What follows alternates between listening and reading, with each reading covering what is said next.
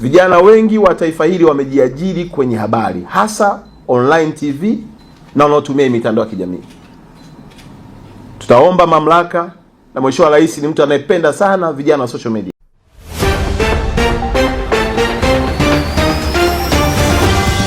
Nianze kwa kumshukuru sana Mungu kwa kutupa nafasi, uhai na upendeleo wa kuwepo hapa duniani tukiwa wazima wa afya, lakini pia kwa kumgusa Mheshimiwa Rais na kutupa nafasi na sisi kushiriki kutoa mchango wetu wa uongozi katika taifa letu.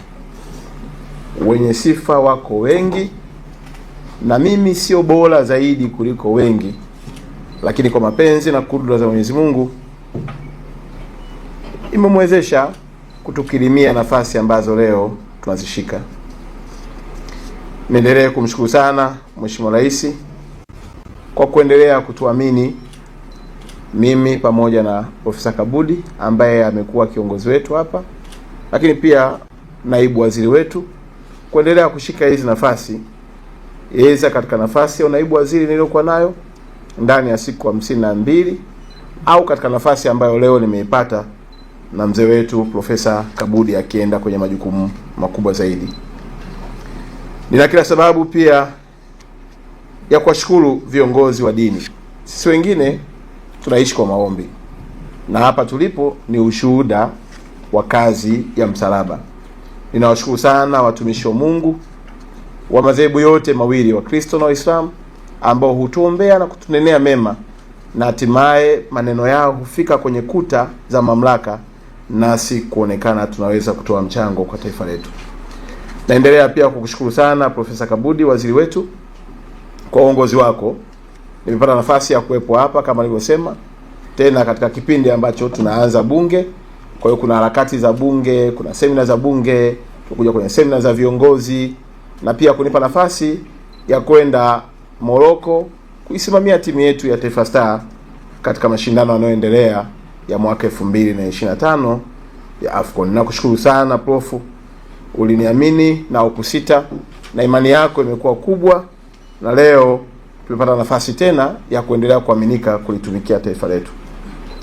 Ningeweza kuwa na maneno mengi sana, lakini naomba niwashukuru sana wizara kupitia kwa katibu wetu mkuu, wewe pamoja na naibu katibu mkuu, pamoja na dada yangu Severa, mkuu wetu wa utawala.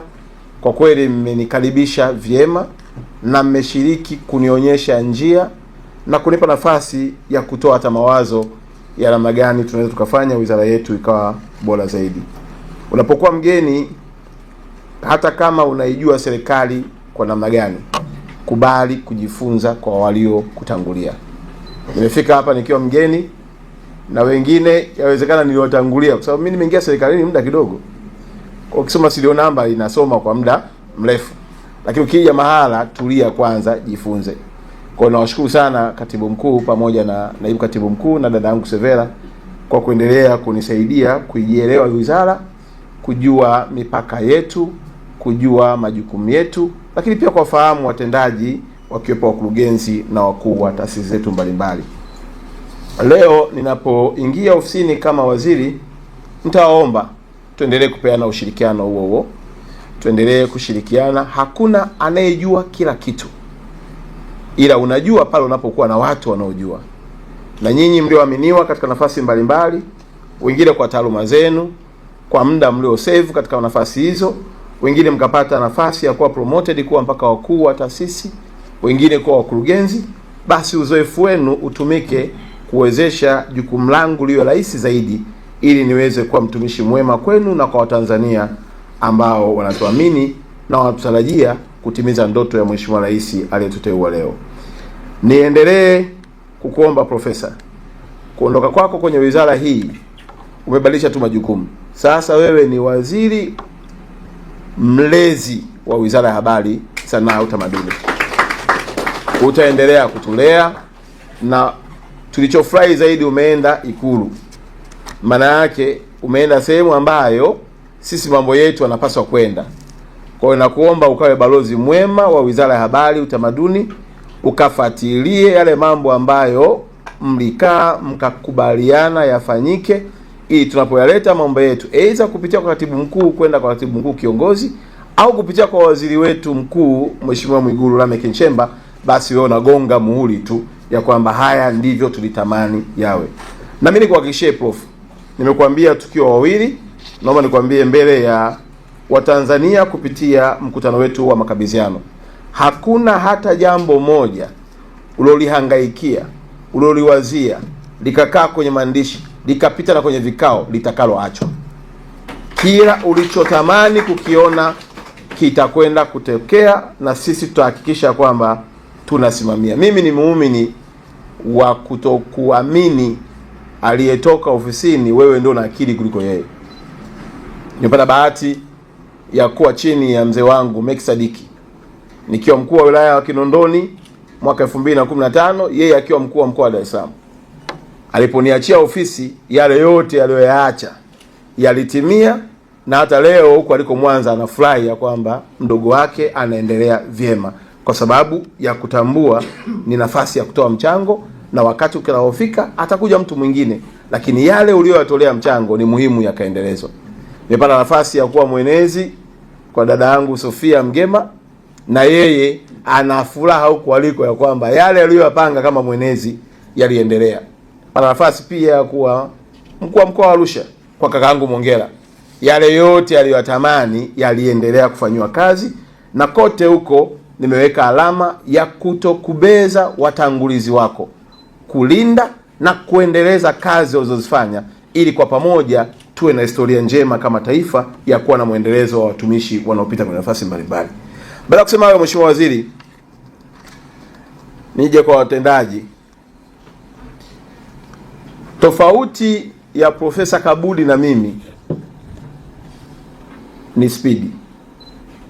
Hekima zake zilikuwa zinamfanya analitazama jambo na kulikolo miaka 70 nyuma. Wakati anatafuta memory, hivi mwaka 60 hivi ilikuwaje jambo hili? Hivi mwaka 70 ilikuwaje? Hivi mwaka 80 ilikuwaje? Mimi huo muda wa kutafuta rekodi sina. Naomba watendaji wa wizara, kila mtu kwanza ukae kwenye kiti chako wene na ufunge mkanda wako vizuri. Hili ndilo ambalo limechangia kunifikisha hapa. Tabia yangu inajulikana. Aidha wanaweza kukujuza watu kwa matakwa wanaotaka, lakini kwangu mimi tabia yangu mimi sio unafiki. Sina tabia ya kukuchekea wakati moyoni imekununia. Sina tabia ya kukununia wakati moyoni nakuchekea. Furaha yangu utaiona na hasira yangu utaiona.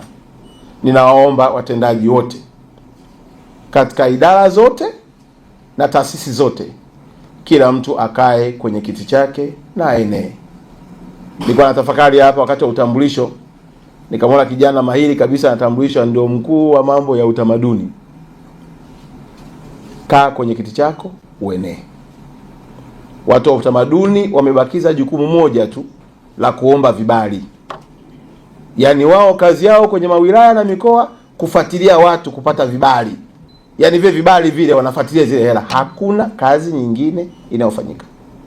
Na tunalipwa mshahara na serikali imetutawanya nchi nzima.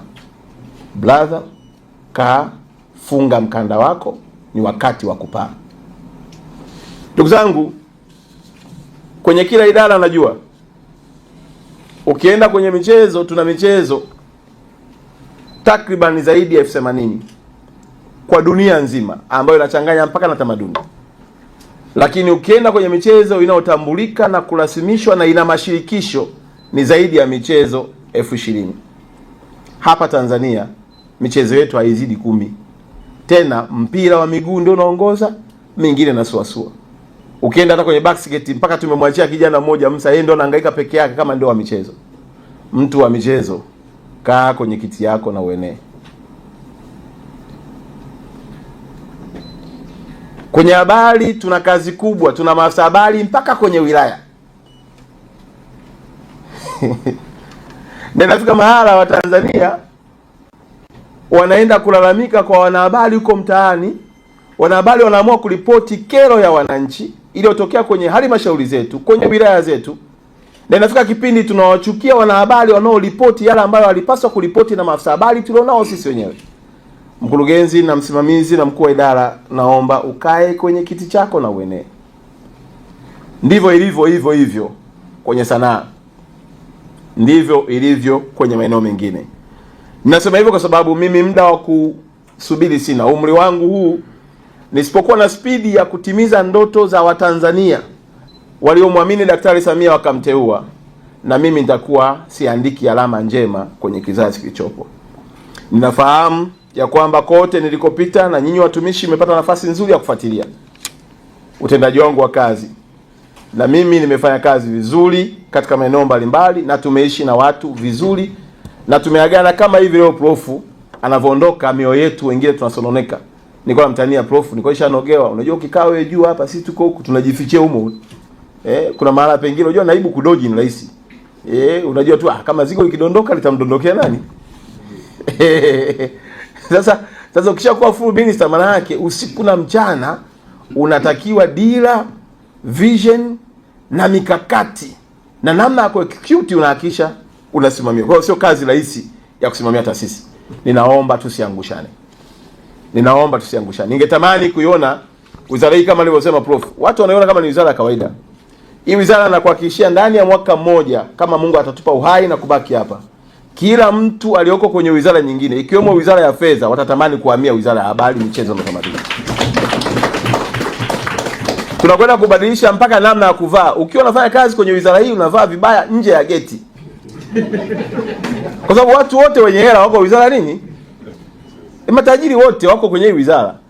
Macelebrity wote nchi duniani wako wapi? Watu wanatumia magari kama ni Bugatti, Porsche Cayenne, G-Wagon wako wapi? Watu wanavaa saa za maana wako huko. Sasa wewe unaowakilisha kwenye nchi ukitembea kinyonge nyonge, manake mlango huu utakuwa mgumu kidogo kuingia. Kwa hiyo naomba kuanzia kwenye muonekano lazima tuhakikishe tunaiwakilisha wizara yetu kikamilifu. Na natamani watumishi wote mlioko hapa na ambao hawako hapa watembee kifua mbele ya kwamba wizara yao ni namba moja kwa kila kitu. Sisi ndio wale watu ambao mtu wa madini akishapata hela anakuja huku. Mtu wa madini akipata hela, mtu wa maliasili akipata wateja kule anakuja wapi? Yaani matumizi yote yako wapi? Yako huku. Hata wale ambao walikuwa hawana hela wanawatamani watu wa huku, wakipata hela wanaanza kuwawinda. Wakiwa hawana hela hawezi kuwatafuta. Nafikiri nikisema hivyo mtakuwa mmenielewa. Kwa hiyo naomba sana ndugu zangu kuhakikisha kwamba tunafanya kazi kwa bidii. Jisikie fahari ya kwamba kila kona ya nchi hii watu wanajua kazi yako. Unajua ukiwa mahala ni wewe mwenyewe uamue watu wakutambue au watu wasikutambue. Mimi tabia yangu Mheshimiwa Waziri, hata nilipokuwa pale mkoani Arusha, nitamfahamu mtu kama kuna kazi tunafanya naye. Habari ya dini yako, kabila, miwalata, kama kuna kazi tunafanya mara kwa mara itatufanya tufanye nini? Tufahamiane. Kwa hiyo ukiona nakuuliza kila mara jua hauna jambo unalofanya mimi fanya nini? Sasa hebu jitahidi uhakikisha kwamba hata maandiko yanasema jitahidi kujionyesha kwamba umepata kibali mbele za nani? Mbele za Bwana. Lakini sambamba na hilo, Mungu akituwezesha, Mheshimiwa Katibu Mkuu, vijana wengi wa taifa hili wamejiajiri kwenye habari, hasa online TV na wanaotumia mitandao ya kijamii. Tutaomba mamlaka, na Mheshimiwa Rais ni mtu anayependa sana vijana wa social media. Na mtakumbuka alivyoingia madarakani alihakikisha kwamba anawapa nafasi mjipatie ajira. Nitaenda kumlilia Daktari Samia atupatie fedha kiasi cha bilioni 1 mpaka bilioni 2. Tuwakopeshe vijana wa kwenye mitandao wawe na vifaa vyao wenyewe. Ili unaporekodi usirekodi kwa kisimu, urekodi kwa kamera ya maana, uwe na kompyuta yako vizuri, alafu tengeneza content ambazo dunia itaziona na kuiona Tanzania katika uzuri wake. Lakini sambamba na hilo, tutajadiliana pamoja na naibu waziri, tunatamani pia wizara yetu iwe na kitengo cha mawasiliano ya lugha mbalimbali za kimataifa. Kwa mfano tumeona juzi Mheshimiwa Rais alipata ugeni wa waziri wa mambo ya nje ya China. Mimi na wenzangu tutatamani habari hiyo ionekane Al Jazeera. Habari hiyo CNN waione. Habari hiyo BBC wafanye nini? Waione. Sasa wanaifanyaje? Tutaweka ndani yetu kuwa na timu maalum. Kazi yake ni habari ikifanyika inachukuliwa inapelekwa kwenye vyombo vya kimataifa ili sura yetu na muonekano wetu uendelee kuimarika kule. Leo tukikaa hapa tunajua kila kitu kilichofanyika Marekani. Kwa nini? Kwa sababu wamefanya vyombo vyote duniani vinachukua taarifa. Leo tukikaa hivi tunajua nini kimetokea Urusi. Pamoja na kwamba hawaongei Kiingereza. Leo tukikaa hapa tunajua nini kimetokea China. Tunataka na sisi tukikaa hapa wajue Tanzania Daktari Samia nini anafanya kwa ajili ya wananchi wao. Lakini ndugu zanguni, tunajua ya kwamba tunaenda kwenye mwezi wa Ramadhani. Na sisi mwezi wa Ramadhani kwa kweli ni mwezi mtukufu, ila umekuwa wa baraka kwa dhehebu zote, Wakristo na Waislamu. Kwa miaka mingi tumeona pale Dar es Salaam watu wakifanya Ramadhani Cup. Nishaongea na wale viongozi, Mheshimiwa Waziri, na kesho tutakuwa na kikao nao kuhakikisha kwamba tunaunganisha na wizara. Ramadhani Cup tunaipeleka kwenye mikoa 5, yawe ni mashindano yanayohamasisha na kuwafanya watu tukabaki pamoja. Unajua mwezi wa Ramadhani huwa ni mwezi ambao ni kama kwa lazima vile. Wakristo na Waislamu wote tunakaa pamoja. Na wengine tumelelewa kwenye familia za Kiislamu. Kwa hiyo tunafunga pamoja, kwa sababu usipofunga pia unajisikia vibaya ya kwenda kula daku au kula futari ya mtu, unakuwa kama kobe. Sasa sisi tungependa tutumie pia fursa hiyo michezo yetu iweze kutunganisha. Lakini pia tunatamani sana ya kwamba maandalizi yetu ya AFCON yaanze sasa. Mheshimiwa Waziri amesema tunayo tume kamati, lakini pia kwenye wizara tutakaa na sisi tuanzishe angalau Samia pre-AFCON. Tuanzishe mashindano ya pre-AFCON yatakayoendeshwa kwenye sekondari zetu zote. Na maelekezo ya Mheshimiwa Rais tushirikiane na TAMISEMI. Kwa tutapanga tuwe na mashindano ya AFCON pre-AFCON ambayo yataanza kutoa dira na mwelekeo, ili mwakani tutapokuja kupokea wageni taifa zima lipo na timu yao ikienda kufanya vizuri, huku tukipalilia ndoto za vijana.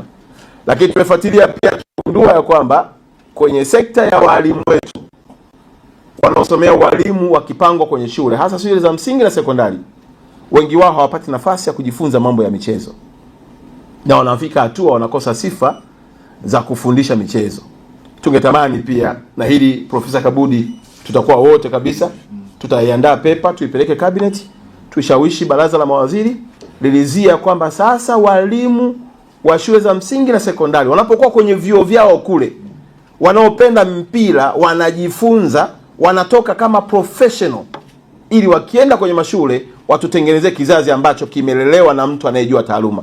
Na ile certificate watakayoipata itawapa nafasi ya kuqualify kufanya daraja jingine la CAF, ili pia na shirikisho la mpira pamoja na CAF wawatambue kama wataalamu wa michezo katika namna ya kukuza michezo. Ndugu zanguni, nisingependa kuchukua muda mwingi. Kesho najua tuna kikao, na kikao chetu kitatupa nafasi nzuri zaidi ya kupitia, lakini tu Profesa, nikushukuru sana na nikupongeze sana. Na kwa kweli Profesa, kama kuna jambo umewachongea watumishi wa wizara hii ni hii dokumenti yako. Hii dokumenti umeacha mwiba. Ukisikia kilio kule, jua ni hii dokumenti.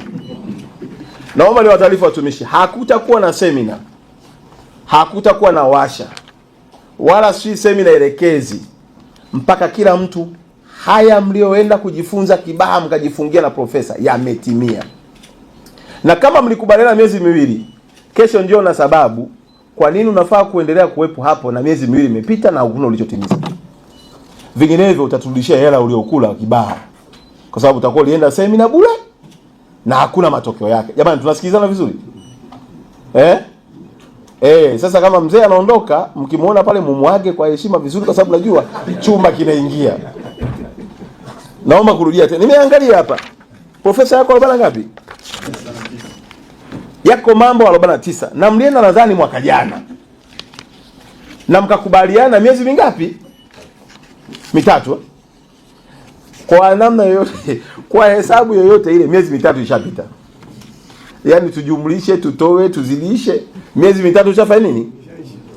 Kesho iko mwezi wa 3 mwaka jana, maana yake mmekula bonus miezi mitatu.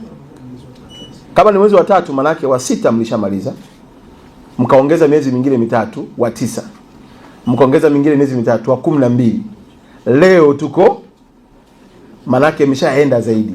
Kesho tunapitia hii document, wala hatuna kikao kingine. Serikalini tuna business as usual. Mnakutana kikao, mnachukuana sehemu, mnapelekana retreat, mnakula posho, mnagonga cheers, mnatoka pale mmeelewa, mnaoka na maazimio. Hakuna kinachotokea. Kesho tunapitia hii document. Yoyote yule ambaye anajua kwenye hii document hakuna hata moja aliyolifanya, njoo na sababu kwa nini unafaa kuendelea kuwa mkuu wa hiyo ofisi iliyopo. Vinginevyo tukuombee mamlaka zingine zikuchukue, yawezekana unafaa sehemu nyingine. Asanteni sana na karibuni kwa ajili ya kufanya kazi. Moregas English Medium School ni shule ya awali na msingi iliyoko Sirari wilayani Tarime mkoa wa Mara nchini Tanzania. Ni shule ya kutwa na bweni yenye mazingira wezeshi na rafiki kwa mwanao. Shule yetu inazidi kufanya vizuri kwenye mitihani ya taifa. Kumbuka mwaka jana 2025 wanafunzi 65 walipata daraja A na wanafunzi 16 walipata daraja B. Pia somo la tehama linafundishwa kuanzia darasa la kwanza mpaka darasa la 7. Ndiyo, karibu sasa, mlete mwanao apate bora. Kwa mawasiliano zaidi piga simu namba 0765 65 67 05 au 0628 94 34 24 au 0745 49 42 02. Wote mnakaribishwa.